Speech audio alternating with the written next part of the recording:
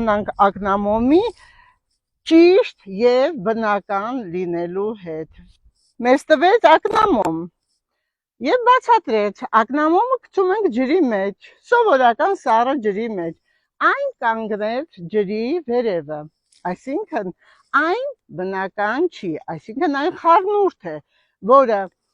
իհարկե ունի հոտ, բայց հոտով չի կարելի խաբվել, բայց մենք ունենք մի քանի կտոր, որը նույնպես մեզ տվեց եւ ցույց տվեց, մենք վերցնում ենք այս մյուսը, հոտը նույնն է, դնում ենք ջրի մեջ,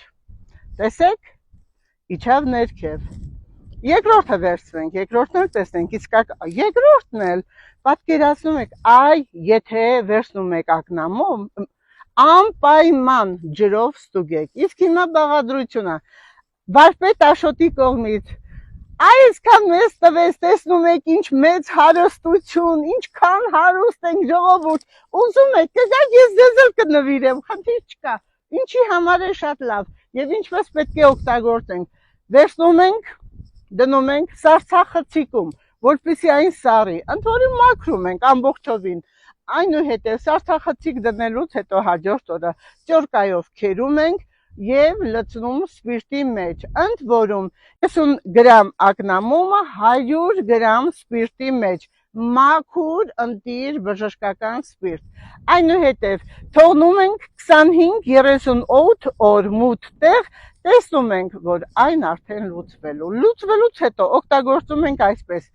ընդամենը 30 կաթիլ եւ ավելացնում ենք գոլջուր 100 գրամ, խմելուց հետո ձեր ընդհանուր առողջությունը, ձեր դիմադրողականությունը, ձեր թոքերի աշխատանքը, ձեր ընդհանուր վիճակը այնքան է լավանում, որ տեսնում եք, եւ սիրում եք աշխատել, եւ էներգիայով հարստանալ, եւ ժրաջան եք դառնում մեղվի նման, օր ու գիշեր էներգիան վատնելով, մենք չենք կարողանում էներգիան վատնել, որովհետև էներգիա է տալիս, այն հավասար է մումիային եւ ավելին, միայն պետք է անպայման ճարել, բնականը, տեսեք, հիմա այս մեկը ստուգենք, սա բնական չէր, իսկ սա լավն էր, ուրեմն վարպետ Աշոտը խառնել էր, կեսը մեղրի հետ է, կեսը այնպես է, բայց մեզ ասեց, անպայման պետք է ձեզ տամ իսկականը, որովհետև մեղվապահը ինքն էլ կարող է շփոթվել, դա մեղուն է բերում, մեղվապահի հետ ինչ կապ ունի, մեղուն էլ է խալտուրա անում, ժողովուրդ ջան, ընտրենք ճիշտ բաղադրություն ակնամոմի, որպեսզի մեղուն մեզ չխաբի, գիտենք արդեն,